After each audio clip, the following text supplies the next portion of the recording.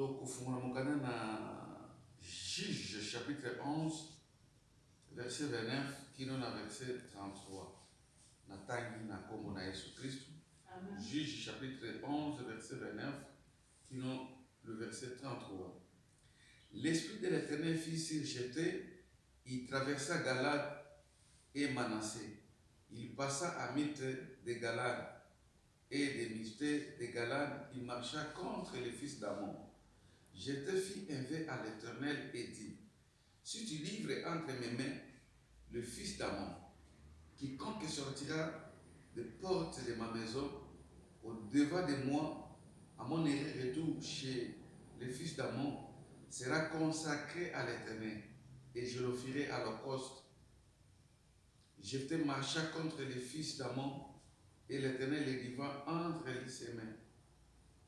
Il leur fit éprouver une très grande défaite, depuis Avon jusqu'à vers Minite, espace qui renfermait 20 villes, et jusqu'à Abel-Kéramim. Et les fils d'Ammon furent humiliés devant les affaires d'Israël. Parole du Seigneur. Awa, tant que partager, toujours passage oyo, toujours mona toyebi histoire ya Jephthé oyo azaki mwana ya makamo, ndenge nini azalaki méprisé na bandeko na ye, ndenge nini batiaki libanda ya kati ya libota pe azalaki lisusu considéré te. Mais toyebi histoire très bien que Jephthé bipai akendaki nzambe akomisaki ye moto munene, nzambe apesaki bakapasité, nzambe apesaki ye armée munene oyo ezalaki très puissant na époque wana. Mais eloko moko ye kosalema ke mituma ekomeli Israël, ekomeli bandeko na Jephthé à son absence. Alors baye kokanisa ke tozalaka na ndeko na biso quelque part oyo akomi très puissant, oyo nzambe aza na ye. Et toye komona Bible lobi ke batindi ba émissaire to batindi bato bakena kokutana na Jephthé po bayebisa ye ke Jephthé biso toza na bituma na mboka. Libota na Amon baza koya po ke baya kobotola biso mabele, pe si babotoli biso mabele. Mais mboka ezali kokende toza na besoin na yo parce que toyebi ke yo oza na makasi, oza na nzambe. Est-ce que okoki koya te koya kosunga biso po to récupérer mabele na biso? Okoki koya te po ya kosunga biso po ke to récupérer territoire na biso, tozongisa valeur na biso, tozongisa dignité na biso oyo libota na ba amo na ba botoli, parce que mokili moko baza koseka biso ke toza humilié, toza sur na mabele te.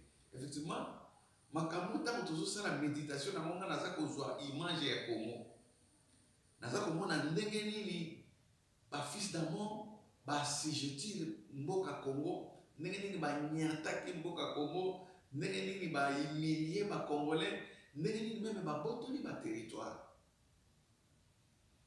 Parmi babituma nyonso eleki na Congo, okomona ke ezalaki na moment moko mboka ezalaki divisé soki na 3 soki 4 parties. Kote oyo bato ya Mbemba bazali, kote oyo Kinshasa tikalaki soki ndenge nini, kote oyo bato baparti ebele mboka ekomaki divisé. C'est-à-dire les étrangers baye koassujettir mboka, bakoti na kati ya mboka, bakoti na armée, bakoti na ba institution ya mboka, bakoti ti na sommet ya mboka. Ekomaki moment oyo esengelaki ba Jephthé batelema na diaspora. Ekomaki na moment oyo bana mboka baza kolela epa na ba Jephthé, na Jephthé ezali image ya bato bazaki libanda ya mboka. Libanda ya mboka baza komona humiliation, bato mingi bakima mboka lere ya dictature oyo ba série ya gouvernement ya deuxième république ebenganaki na kati na mboka, nde majorité ya bakongolais oyo bazali image ya Jephthé oyo base retrouvaki libanda ya mboka. Mais bipai bato baye, bato bakomi na mayele, bato bakoti na ba institution ya poto awa, bato bakomprendre comment mondele azali kofonctionner, bato bazwi mindele pe comme pe arme oyo ya kokende kobunda pe mpona korécupérer mboka. Mais toye komona ke diaspora bazwaki rôle moko monene mpona libération ya mboka wana, mpona kokende kolibere mabele, kobotola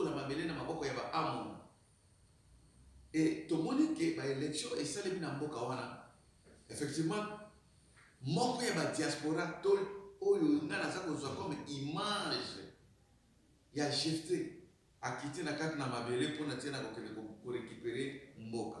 Amen. Bien aimé makambo ezoko komama eza image ya ba makambo ezako leka na Congo. Jeté akiti na kati na mboka mais eloko moko ezali biso ntango tozali kobondela eden diaspora eye kobotama tobandi kobondela ke nzambe soki mboka wana ekozonga na maboko ya bakongole butu mo chaque weekend ya mwa tozobondela na mboka na nini na diaspora les quatre coins ya Europe naloba ya monde bipai wapi eden diaspora efungwamaki mpe bato mosusu meme baoyo bazalaki na kati ya eden te basali na nzambe bazobondela avec des promesses ekolo tolingi mboka na biso ezonga na maboko na biso tolingi mboka na biso ezonga na maboko ya bakongole tolingi bitumba esila tolingi makila esila kotanga na mboka wana soki yo zela na ngai ntango na kozonga na bitumba na victoire nyonso eloko ya liboso ekobima na ndako na ngai na opesa yango epa na yo nakokumisa yo nzambe lokumu ekozonga epa na yo nakosakrifie yango lokola action de grâce na nga mpona komona bolamu nyonso oyo yo okosala mpona ntina na nga nga nazoyeba lisusu ntango babitumba eza salema makasi na Congo bamassacre ndenge nini biso tobandaki kogene meme mpona ntina na Congo kosenga epa na nzambe nkolo tolingi mboka ezonga na maboko ya bakongolais mboka ezonga na maboko ya bana mboka territoire moko te ata 1 mètre te ya mboka Congo ekoki kokende na maboko ya baamona to baamonite ntango nazolobela sur action de grâce eza moment oyo avant que tokota 2020 tosenga nzambe makambo ebele est-ce que toza d'abord reconnaissant que nzambe ayokaki mabondeli na biso est-ce que tozali prêt ya kopesa nzambe oyo tolakaki epai na ye ke kolo soki mboka wana ezongi na maboko na biso parce que na minute oyo ntango tozobondela tomoni ke mboka ezongi na maboko ya bakongole ndenge tosengaki mboka ezongi na maboko ya Jephté oyo bakimaki na ntango ya deuxième république oyo balobaki ke bino bokokovanda awa te oyo bamonaki ke bapolitisien ebele na ntango wana balingaki meme komona bango na mboka te mais sikoyo nzambe asali na nzela na moko ya bajephté oyo nyonso tozalaki na libanda ke azongi na kati ya mboka ye moto azokokamba mboka lelo to mpe oyo azali lokola image to échantillon ya bajephté nyonso bapromese nyonso tobandaki koyebisa nzambe chaque week-end chaque dernier week-end ya mois ke nzambe soki Congo ezongi na maboko toboyi balkanisation toboyi kozala assujetti na baamona to mpe bamonite toboyi bapaya bakamba mboka wana nzambe mboka ezonga na maboko na biso bien aimé tokoki koloba nyonso tokoki koloba meme baélection elekaki mabe to malamu me nzambe ayoki mabondeli na biso nzambe asali ke maboko mboka ezonga na maboko ya bakongole lelo mboka eza na maboko ya bakongole ndenge nayokaki ndenge moko azoloba ke na miniti oyo eza na mopaya moko te oyo akoki koya lisusu koya kopesa bainjonction parce que bokonzi eza sikoyo na maboko ya bakongole bango moko kita nume na bakongole toyeba ndenge nini korécupere mboka kogere mboka oyo tosi torécupere parce que pouvoir sikoyo eza na mboka bakongole eza sikoyo moment ya koyebisa nzambe d'abord un grand merci kolo biso topesi yo merci parce que mboka ezongi na maboko ya bakongole parce que tosengaki yango na baprière. La Bible dit que tout ce que vous demanderez par la prière à mon nom, croyez que vous l'avez reçu et vous le verrez s'accomplir. Nous avons prié, nous avons fait des intercessions, bato ba gêner kolela. Mboka ezonga na maboka ba congolais. Nga particulièrement na zotala ba prière o biso bato sa na Eden. To deka kolela mboka ezonga na maboka ba congolais bitumbe sila. Ele kana modèle nyonso ele kaki mais to bi mboka ezongi siko na maboka ba congolais. Miso na biso emoni yango.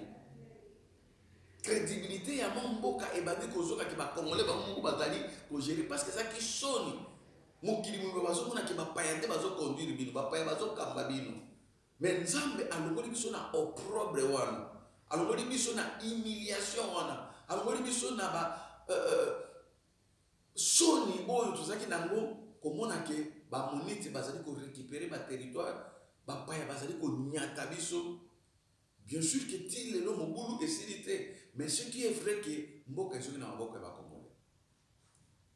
Pour nanga na mona ki keza moment ya koloba na Nzambe d'abord un grand merci.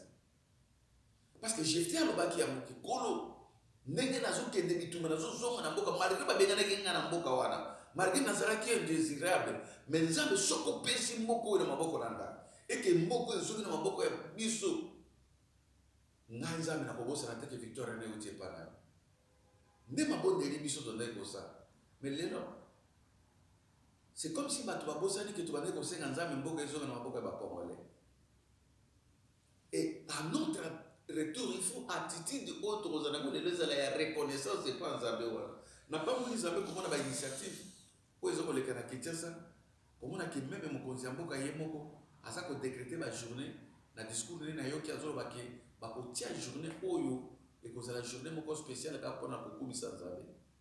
C'est ça nde eloko toza nango besoin mpona koreconnaitre ke mboka ezoki te mpona ntina na minduki mboka ezoki te mpona ntina na masasi to na baguerre mais mboka ezoki parce que les enfants de Dieu tobondelaki et que loboko Nzambe eye kose manifester sikoyo esengeli toyeba koloba na Nzambe wana un grand merci kokumisa Nzambe totala mokanda moko na sepeli totanga ngo lisusu ava tosambela na mokanda na psaume de David parce que David mpe azalaki moko ya bato oyo abandaki koreconnaître ke soki azali kokende na bitumba mpe azwi victoire malgré azalaki na armée.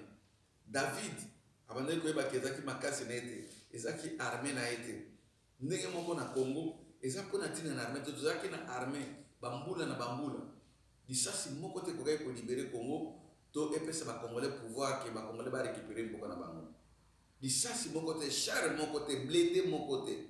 Effectivement David mpe abandaki kocomprendre yango David abandaki kocomprendre ke ezalaki mpona ntina na armée na ye te mais ezalaki Nzambe moto azalaki kosalela ye malamu.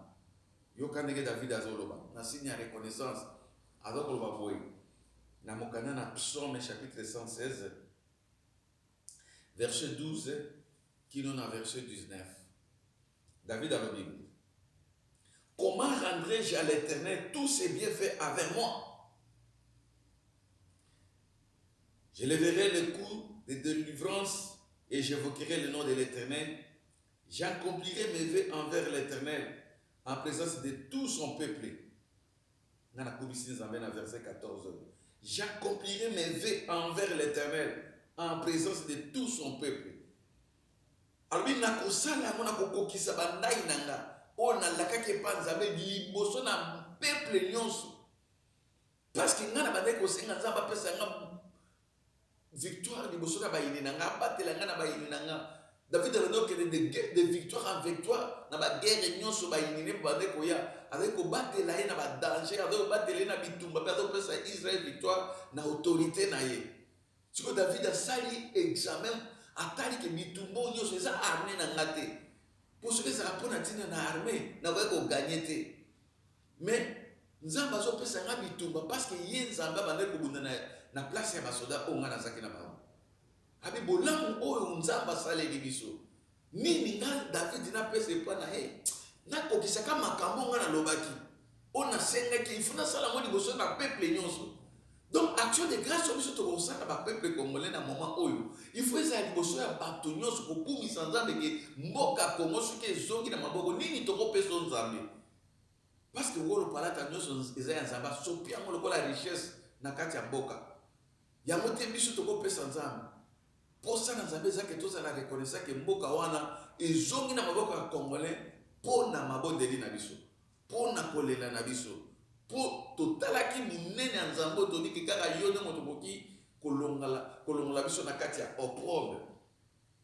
J'accomplirai mes vœux envers l'Éternel en présence de tout son peuple. Elle a du prix aux yeux de l'Éternel. Abiki kozala reconnaissant liboso na Nzambe yango nde loko motuya na miso na ye.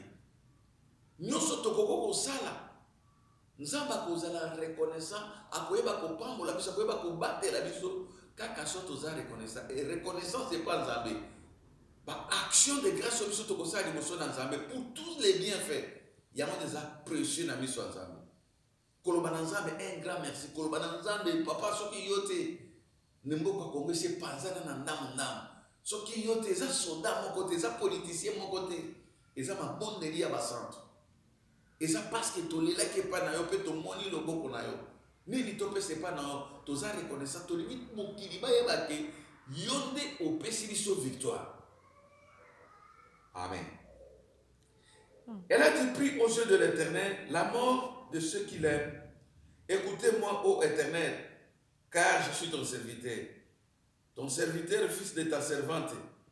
Tu as détaché le lien, je t'offrirai un sacrifice d'action de grâce et j'évoquerai le nom de l'Éternel. J'accomplirai mes vœux envers l'Éternel en présence de tout son peuple, dans le parvis de la maison de l'Éternel, au milieu de toi, Jérusalem.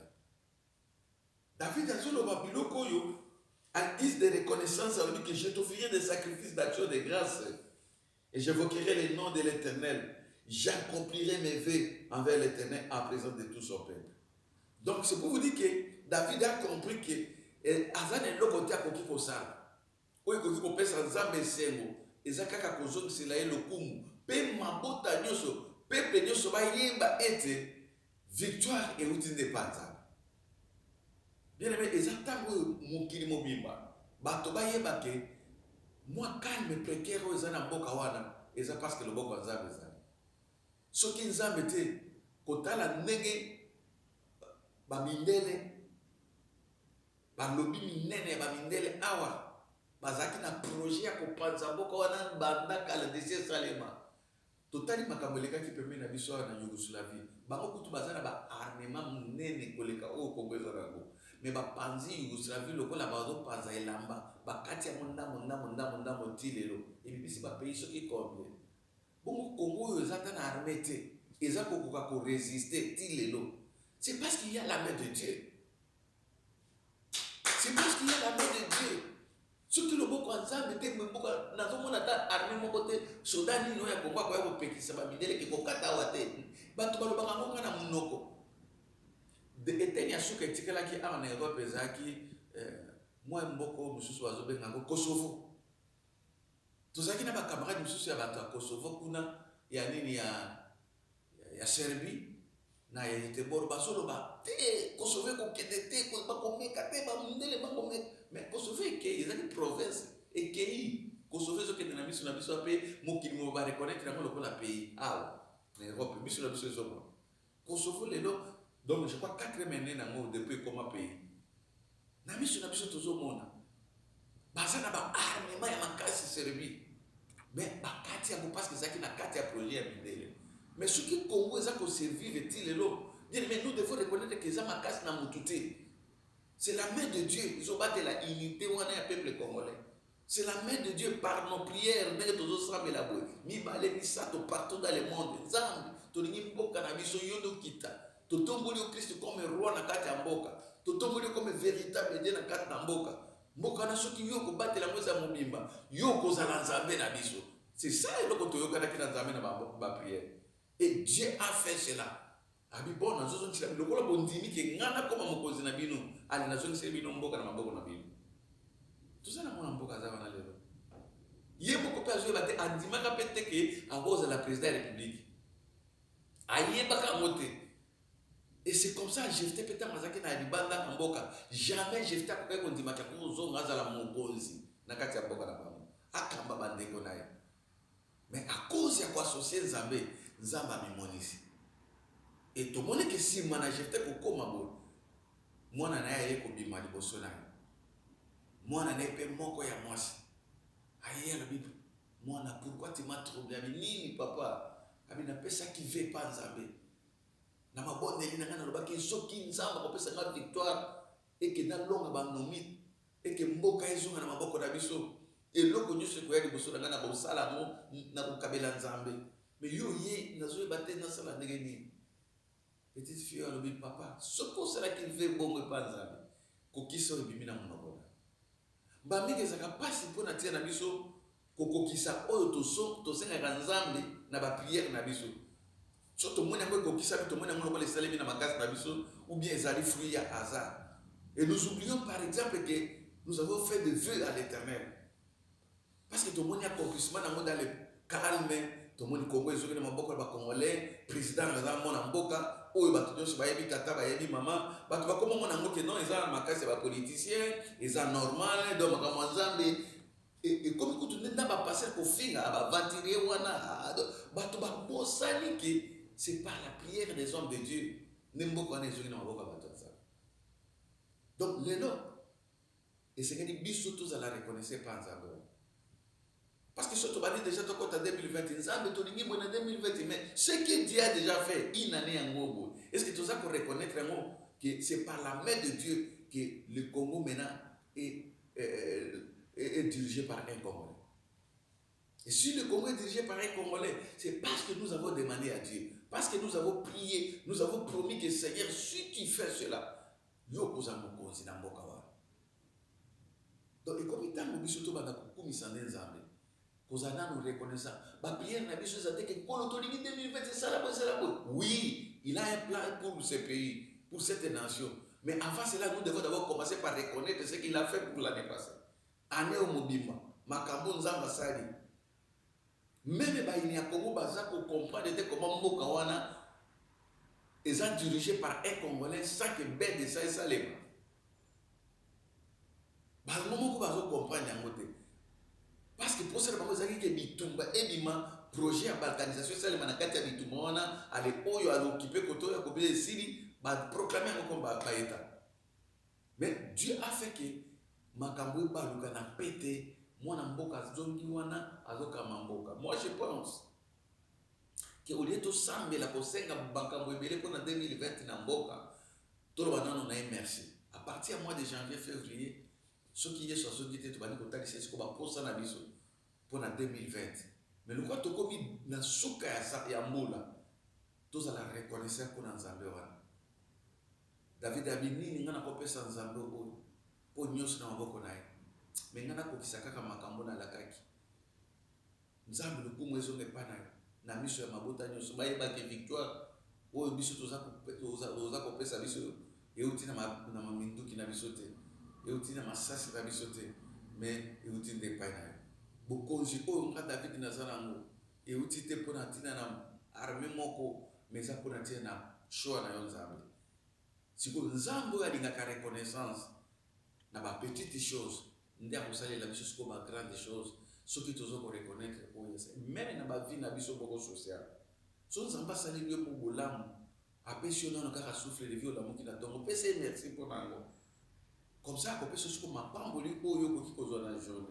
Ce qui Nzambe a battu depuis janvier ti na mois de décembre, Zala reconnaissant et ça médecine te motepesi biso santé. Et ça parce que Dieu a voulu, parce que bateau va l'équipe sur na mbongo toujours mona na poto bande ko boni to kede ko tika ba mona lelita. Ba soupe ba soya ki to ko le quand même ba soya ko bande ko en Afrique, mais ba kei. C'est pour vous dire que médecine te motepesi ka moto longévité, c'est Dieu. Et cause à la paix reconnaissez pas Nzambe que pour merci pour un souffle de vie. Avant tout ce qui est makambo mingi na 2020. Qu'on reconnaît que surtout ça parmi ma vivant en décembre, c'est par sa grâce. Et ça dit bon de l'imounene pour que Nzamba ça ira biso bakane chose en 2020. Ya mona to okuma meto na biso. Kolwana Nzambo un grand merci. Parce qu'il y a zongisi mboka komona mboka ba Congolais. Pour que yé moko moto antinye que mboka wana kilo lelo ezala mobimba. Pour que affaire échouer plan sur la balkanisation ya mboka na Congo. Ayoki kolera na biso partout où on a kolera na diaspora. Ba Nzambe baza ko sambela. Nzambe ayoki kolera na biso. Miso na biso ezala ki témoin. Ya changement na kati na mboka wana. Comme on a ke libota na amona ba libérer mboka sans effusion de sang. Bien sûr que tous on a ba victime ebele ou ba kufa ki pour l'alternance. Bato babandaki kubunda pour que alternance salema. Mais Nzambe akoka ko permettre que ben de ça et salema ou ekokaki kozala catastrophe pour que bato ba kufa. Mais Nzambe remettre mboka na maboko ba Congolais. Tolobi na Nzambe un grand merci na makambo nyonso ya sali. Mususu biso to monite, mususu biso na biso emoni. Tolobi un grand merci pour la unité ya mboka. Tolobi un grand merci pour la autorité. Tolobi un grand merci pour la protection de la territoire nyonso. tolobi na grand merci parce que ayokaki kolela na biso yango tokokumba mito na biso tokotombola mito biso nyonso mpona tia na kokende kobondela epai ya nzambe tosambeli na kombo na Yesu Masihi.